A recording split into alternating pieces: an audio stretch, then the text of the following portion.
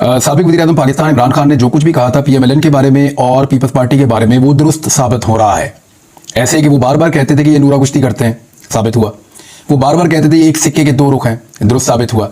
हालांकि नवाज शरीफ ने ये इल्ज़ाम लगाया था इमरान खान पे कि जरदारी और इमरान खान एक सिक्के के दो रुख हैं। इसी तरह आसिफ अली जरदारी और बिलावल भुट्टो जरदारी ने भी ये इल्ज़ाम लगाया था इमरान खान पे कि नवाज शरीफ और इमरान खान एक जैसे हैं और ये मिलकर करते हैं। लेकिन इमरान खान का कहा हमेशा सच साबित हुआ।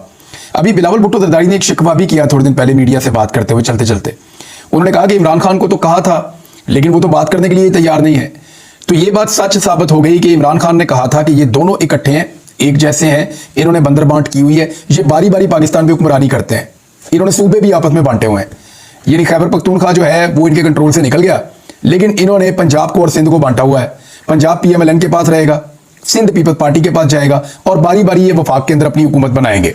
यही तरीका वारदात है। अभी भी पीएमएलएन ने ऑफर किया पीपल्स पार्टी को कि 2 साल आप अपना वज़ीर-ए-आज़म बना लीजिएगा, 3 साल हम अपना वज़ीर-ए-आज़म बना लेते हैं। पहले वो जो आखिरी 2 साल में गालियां पड़नी थी ना हुकूमत को सारी की सारी, वो पीपल्स पार्टी के गले पड़ जानी थी, वो पीपल्स पार्टी ने उससे जान छुड़ा ली। फिलहाल तो पीपल्स पार्टी हुकूमत का हिस्सा नहीं बन रही, लेकिन मेरे पास ये इंफॉर्मेशन है कि पीपल्स पार्टी सिर्फ हालात को देखना चाहती है। वो अभी तो वोट कर रहे हैं गैर मशरूत तौर पर शहबाज शरीफ को, लेकिन वो हुकूमत का हिस्सा बने बगैर रहेंगे नहीं। उन्हें सिर्फ इस बात की श्योरिटी चाहिए, इस बात की गारंटी चाहिए और इस बात का यकीन चाहिए कि ये हुकूमत अपना टाइम पूरा कर पाएगी। अभी उन्हें शक है कि ये हुकूमत चल नहीं पाएगी। उन्हें शक है कि अवामी एहतजाज और अवामी रद्द-ए-अमल इस हुकूमत को चलने नहीं देगा। उन्हें शक है कि दुनिया इस हुकूमत को तस्लीम नहीं करेगी और पाकिस्तान के ये इंतखाबात अपनी क्रेडिबिलिटी खो जाएंगे जितनी इनके अंदर धांधली हुई है। सीएनएन पे एक रिपोर्ट छपी है बड़ी जबरदस्त, वो मैं आपको बताता हूं, फिर मैंने बताना है। मरीम नवाज साहबा ने एक बात की, लेकिन बिलावल का शिकवा है, याद रखिएगा कि इमरान खान ने बात करने को तैयार नहीं है। आज इमरान खान जेल में है, उसके ऊपर मुकदमात बने हुए हैं, उसकी पार्टी क्राइसिस में है। उसने इलेक्शन में बहुत अच्छा परफॉर्म किया है, लेकिन इसके बावजूद उसको हुकूमत नहीं बनाने दी जा रही। इमरान खान के लिए इससे बेहतर वक्त क्या होगा कि वो पीपल्स पार्टी के साथ हाथ मिला लेता। पीपल्स पार्टी के साथ हाथ मिलाता, उसकी जेल का मसला भी हल हो जाता, बाकी प्रॉब्लम भी हल हो जाती और वो किसी ना किसी सूरत में इक्तदार में भी आ जाता। लेकिन इमरान खान ने इक्तदार को ठोकर मारी है और इमरान खान ने यह कहा है कि मैं इनके साथ डील नहीं करूंगा, चाहे वो पीपल्स पार्टी हो चाहे वो पीएमएलएन हो। तो फिलहाल तो इमरान खान साहब अपने मौक़िफ़ के ऊपर खड़े हैं। अब आप ये सीएनएन की रिपोर्ट है, बड़ी इंटरेस्टिंग है, इसके कुछ जुमले बड़े इंपॉर्टेंट हैं, मैं आपके साथ शेयर कर देता हूं। सीएनएन की रिपोर्ट पाकिस्तान के बारे में ये कहती है कि एक अलायंस पाकिस्तान के अंदर हुकूमत बनाने जा रहा है और इमरान खान के अगेंस्ट ये हुकूमत बनने जा रही है। डायनेस्टिक पॉलिटिकल पार्टीज उन्होंने इनको खिताब दिया है कि खानदानी सियासी जमातें हैं, ये इनमें मौरूसियत चलती है, सीएनएन लिख रहा है। उसके बाद वो कहते हैं फॉर्मली उन्होंने अनाउंस कर दिया कि वो एक कोलिशन गवर्नमेंट बनाने जा रहे हैं, एक इत्तेहादी हुकूमत। और 2 हफ्ते हो गए हैं इलेक्शन के। इमरान खान साहब को पावर से बाहर रखने के लिए ये सारी कोशिश है। फिर ये कह रहे हैं कि इमरान खान ने बड़ी जबरदस्त तरीके से जेल में होने के बावजूद ज्यादातर सीटें जीती हैं मुल्क में होने वाले कंट्रोवर्शियल इलेक्शन के नतीजे में। यानी सीएनएन क्या कह रहा है, इलेक्शन कंट्रोवर्शियल थे, इमरान खान जेल में था, इसके बावजूद वो सबसे बड़ी पार्टी के तौर पे सामने आया, लेकिन उसको बाहर रखने के लिए मुल्क के अंदर जो मरूसी सियासी जमातें हैं रवायती, उन्होंने एक इत्तेहाद बना के उसके खिलाफ हुकूमत बना ली है या बनाने का ऐलान कर दिया है। तो पीपल्स पार्टी और पीएमएलएन है, फिर उसके बारे में वो लिखते हैं कि इमरान खान का ये मानना है कि ये लोग मुल्क को दोबारा लूटेंगे जैसे कि ये पहले लूटते रहे हैं। बहरहाल ये सीएनएन की रिपोर्ट है, बाकी मीडिया भी दुनिया भर में ऐसे ही रिपोर्ट कर रहा है। तो इमरान खान साहब ने इनके साथ किसी किस्म की कोई डील नहीं की। वोट पब्लिक ने इतने ज्यादा डाल दिए नादरीन कि अभी तक हिसाब किताब ही सीधा नहीं हो रहा, और जो बेचारे हिसाब किताब के काम पे लगे हुए हैं उनका हिसाब ही बहुत कमजोर है। यानी एक तरफ के वोट ज्यादा करते हैं तो दूसरी तरफ के पूरे नहीं होते, दूसरी तरफ के पूरे करते हैं तो इधर वाले कम हो जाते हैं। जो फॉर्म 47 जारी किया हुआ है उसको फॉर्म 45 के साथ मैच कैसे करना है यही समझ नहीं आ रही। किसी जगह के ऊपर मैच करने की कोशिश करते हैं तो पता चलता है इस पोलिंग स्टेशन के ऊपर टोटल उतने वोट ही नहीं थे जितने कास्ट हो गए। यानी अजीबोगरीब किस्म की गलतियां, क्योंकि देखिए एक झूठ के लिए आपको बेशुमार झूठ बोलने पड़ते हैं। एक फॉर्म 47 आपने दे दिया कि जनाब इतने वोट पड़ गए, एक को इतने, दूसरे को इतने, तीसरे को, नीचे फॉर्म 45 की पूरी सपोर्ट है नहीं। अब आपको नए फॉर्म 45 बनाने पड़ेंगे, उनके अंदर हर एक पोलिंग बूथ का अलग अलग फॉर्म 45 होता है। उन सारों को मैनेज करना इस तरीके से कि फॉर्म 45 की तरह का रिजल्ट आ जाए, यह सबसे मुश्किल काम होता है। चीजों को जमा करते करते करते एक नतीजा ले लेना तो बड़ा आसान होता है, लेकिन चीजों को माइनस करते करते और डिवाइड करते करते एक बहुत बड़ी चीज नीचे क्रिएट करना वो बहुत मुश्किल होता है। तो नीचे क्रिएट नहीं हो पा रहा। फर्क इस तरह के निकल रहे हैं कि किसी जगह पे कौमी असेंबली की नशिस्तों में वोट ज्यादा हो जाते हैं, सूबाई असेंबली के कम हो जाते हैं। किसी जगह सूबाई असेंबली के ज्यादा हो जाते हैं, कौमी असेंबली के कम हो जाते हैं। किसी जगह पे किसी पोलिंग स्टेशन में इतने वोट पड़ जाते हैं कि उतने वहां पे टोटल नहीं होते। किसी जगह पे जो है वो किसी जगह पे इतने कम हो जाते हैं कि जो पहले पड़े थे उनसे भी बाहर चला जाता है। तो एक अजीबोगरीब सूरत बनी हुई है। अभी तक किसी से हिसाब किताब कंट्रोल नहीं हो रहा, बहुत सारे लोग बैठे हुए हैं। बहरहाल एक बंगश साहब हैं और उन्होंने एक स्टेटमेंट दिया है, मैं आपको ये स्टेटमेंट भी बता देता हूं। ये कामरान बंगश साहब हैं, इनका ताल्लुक पाकिस्तान तहरीक इंसाफ से है। वो ये कह रहे हैं कि अब ये लोग फार्म 45 को ही तब्दील कर रहे हैं, यानी फार्म 47 के ऊपर फैसला तो दे दिया, पहले हार जीत का फैसला कर दिया कि ये जीत गया वो हार गया, ये पहले इन्होंने कर दिया। लेकिन अब कर ये रहे हैं कि फार्म 45 जो है, जो मैं आपकी अभी बता रहा था आपको मैं बात, उसके मुताबिक तब्दील कर रहे हैं कि इस तरह के फार्म 45 बनाए जाएं कि फार्म 47 उनके मुताबिक हो जाए। अब ये कोशिश की जा रही है।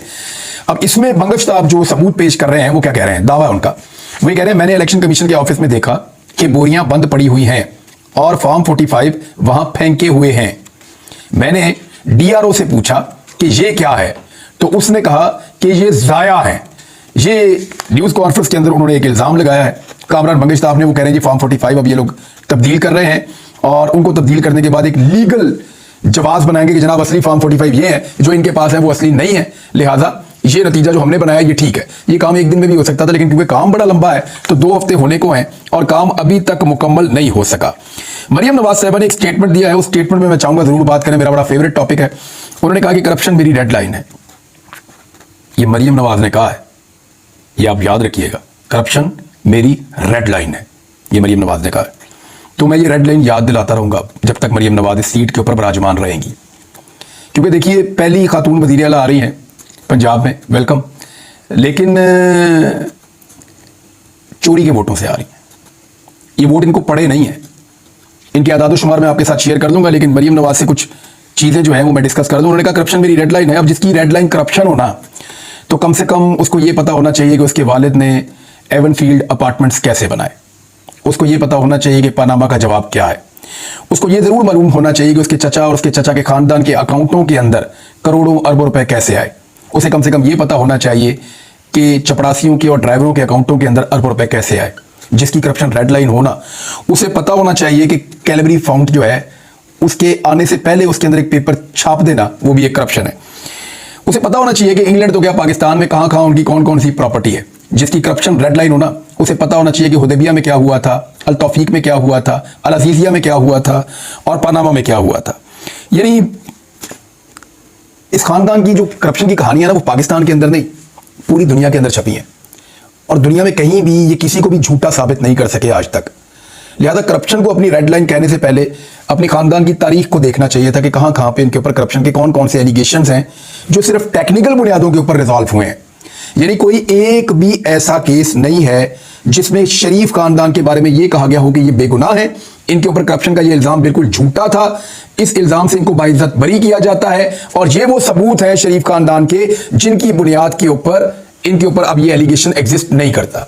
हर जगह पे ये टेक्निकल ग्राउंड पे बाहर निकले हैं। जैसे जरदारी साहब अपने केसेस पे टेक्निकल ग्राउंड्स लेकर बाहर निकले, ऐसे ही शरीफ खानदान अपने केसेस पे टेक्निकल ग्राउंड्स लेकर बाहर निकला। किसी जगह पे भी वो कोई सबूत पेश नहीं कर सके, कोई मनी ट्रेल नहीं दे सके, कोई रसीदें नहीं दे सके। तो ये जनाब इनकी पूरी कहानी है जिनकी करप्शन रेड लाइन है। इस पे बात करते रहेंगे, लेकिन एक बात की तो मैं उम्मीद करता हूं कि मरियम नवाज पंजाब में कोई एक ऐसा अस्पताल बना लेंगी जहां उनके वालिद का इलाज हो पाएगा। नाज़रीन, एक और काजी फायद ईसा साहब के हवाले से खबर है और वो अभी जंगल में आग की तरह ये खबर फैलती चली जा रही है, क्योंकि एक मुतनाज़ फैसला है जिसके बाद ये सूरत हाल पैदा हुई। ये फैसला तो 6 फरवरी को आया था और जो हमारे रिपोर्ट करते हैं लोग अदालतों से, उनको इसके बारे में आइडिया था और वो इसे जानते थे, लेकिन फिर मुकम्मल तफसीली फैसला आने का इंतज़ार किया जा रहा था। अब जब फैसला आया तो एक भूचाल आ गया। अब ये फैसला है क्या, इसका उर्दू तर्जमा भी मौजूद है, आप लोग उसको जाकर पढ़ भी सकते हैं। ये एक रिलीजियस मामला है, मजहबी मामला है। इस पर जो रद्द-ए-अमल आया मुख्तलिफ सियासी रहनुमाओं का जो मजहबी सियासी जमातों के हैं, वो मैं आपके सामने रख देता हूँ। जो सबसे तफसीली रद्द-ए-अमल है वो फरीद अहमद पराचा साहब का है, मजहबी स्कॉलर भी हैं और जमात इस्लामी से इनका ताल्लुक है। वैसे तो दर्जनों की तादाद में बड़े आलिम दीन है जिन्होंने इसके ऊपर अभी तक अपना मौक़िफ़ दे दिया है। पराचा साहब ये कह रहे हैं कि ये 6 फरवरी को जो फैसला आया, 3 रुकनी बेंच ने इंतहाई मुतनाज़ फैसला दिया है। फैसला आईन और कानून से मुतसादिम है और ये एक्चुअली जो मामला था वो तहरीफ शुदा कुरान पाक शाया करने से मुताल्लिक था कि एक अकलियत जो है वो कादियानी वो इसको शाया कर रहे हैं। फिर इसके ऊपर एक GIT बनी, फिर पंजाब कुरान बोर्ड के लेटर पर एक FIR दर्ज हुई कि पंजाब कुरान बोर्ड ने लिख कर दिया तहकीक करने के बाद, ठीक है जी FIR की जाए, तो FIR दर्ज हुई। ये बात वाज़ेह हो चुकी थी कि पाकिस्तान के कवानीन की मुखालफत हुई है और फिर मुलजिम ने जमानत के लिए दरख्वास्त दी और उस पर जो है वो फिर चीफ जस्टिस ऑफ पाकिस्तान के पास जब ये केस गया तो ना उन्होंने वकला को बोलने की इजाज़त दी और ना ही उन्होंने दलाइल सुने, जैसे वो पहले से फैसला करके बैठे हुए थे जो फैसला उन्होंने दिया है। ये फरीद अहमद पराचा साहब कह रहे हैं। फिर उन्होंने कहा कि फैसले के कई पहलू बहुत ही काबिल एतराज़ हैं। फिर फरीद अहमद प्राचा साहब कहते हैं कि आईने पाकिस्तान के आर्टिकल 20 का हवाला दिया कि हर एक को मजहबी आज़ादी हासिल है, मगर इस आर्टिकल का आगाज़ ही इस बात से होता है कि कानून के मुताबिक, यानी बेलगाम मजहबी आज़ादी हासिल नहीं है। फिर वो कह रहे हैं कि एक मुतनाज़ किताब है तफसीर सगीर, जिसे बैन किया जा चुका है, उसको उसकी इशाअत का या उसको फैलाने का एक रास्ता खोल दिया है। और फिर उनका ये मानना है फरीद अहमद प्राचा साहब का कि खत्म नबूवत के मुतफ़िका अकीदा के बरक्स है, ये उन्होंने इसको करार दिया। फिर उन्होंने कहा चीफ जस्टिस ऑफ पाकिस्तान आइन की तशरीह और हिफाजत में नाकाम रहे हैं, उन्हें इस्तीफा देना चाहिए, हम रंजीदा हैं। चीफ जस्टिस ने एक ऐसा रास्ता खोला है कि 100 साल जद्दोजहद को नुकसान पहुंचाया है। ये तो फरीद अहमद प्राचा साहब का जी इसके ऊपर स्टेटमेंट है। फजलुर रहमान साहब ने भी इसके ऊपर स्टेटमेंट दिया है, अब्दुल गफूर हैदरी साहब ने भी इसके ऊपर स्टेटमेंट दिया है। अच्छा, फजलुर रहमान साहब क्या कह रहे हैं? मौलाना फजलुर रहमान साहब का मैं एज इट इज आपको स्टेटमेंट पढ़ के सुना देता हूं। उन्होंने कहा चीफ जस्टिस कादी फायद ईसा का कादियानियों को अपने मजहब की तबलीग के लिए इजाजत देना शरीयत, आइन और कानून के खिलाफ है। इस फैसले को मुस्तरद करते हैं। फैसले में पेश किए गए कुरान के हवाले गलत और बददियानती पर मबनी हैं। आइम्मा और खुतबा जुम्मे के खुतबों में इस फैसले के खिलाफ आवाज बुलंद करें। फैसले के खिलाफ नजरसानी की अपील में जमीयत फरीक बनेगी। मौलाना फजलुर रहमान साहब का स्टेटमेंट जी। इसके बाद अब्दुल गफूर हैदरी साहब, ये भी जेयूआई से इनका ताल्लुक है। ये फरमा रहे हैं जी कि चीफ जस्टिस कादी फायद ईसा की राय को अहमकाना और जाहिलाना करार देते हुए उनसे इस्तीफे का मुतालबा कर दिया है। ये कादी फायद ईसा साहब का एक फैसला आया है एक केस में, और जो इससे पहले मेरे साथ कुछ दोस्त बात कर रहे थे जो कोर्ट रिपोर्टर हैं जो इसको रिपोर्ट करते हैं, उन्होंने कहा 2-3 चीज़ें हमें थोड़ी सी इसमें हैरान कर रही थी। एक तो जो इस केस के मुद्दई थे उन्होंने बात करना चाहिए, उनके वकील ने बात करना चाहिए, तो उनको मौका नहीं मिला बकौल उनके। दूसरा, उन्होंने कहा कि मामला कोई और था और डिटेल के अंदर बहुत ज़्यादा चीज़ें आ गई, यानी इतनी ज़्यादा चीज़ें डिटेल के अंदर ना भी आती तो वो मामला जो है वो किसी और चीज़ का था, एक ज़मानत का मामला था। बहरहाल ये चीज़ें भी आगे चलेंगी, देखते हैं रिव्यू इसका होता है तो क्या होता है, क्योंकि फजलुर रहमान साहब की जमात ने कहा है कि जब इसको रिव्यू के अंदर जाएंगे तो हम इसके अंदर पार्टी बनेंगे। मजहबी मामला है, हसास नौयत का मामला है। इससे पहले भी कादी फायद ईसा साहब जब फैजाबाद धरना हुआ था खत्म नबूवत के मामले पे, खादिम हुसैन रिजवी साहब ने जब धरना दिया था तो तब उन्होंने बड़ा ज़बरदस्त चांस जोरदार तरीके का लिया था कादी फायद ईसा साहब ने। अब ये इस मामले के अंदर देखते हैं कि क्या होता है, आने वाले दिनों में आपको रिपोर्ट कर देंगे जितना मुनासिब होगा, क्योंकि ये मजहबी मामला है और यहाँ पे लोगों के जज्बात जो है उनकी बड़ी कदर है और उनके जज्बात की बड़ी अहमियत है। अब तक इतना ही, अपना ख्याल रखिएगा, अपने चैनल का भी अल्लाह हाफ़िज़।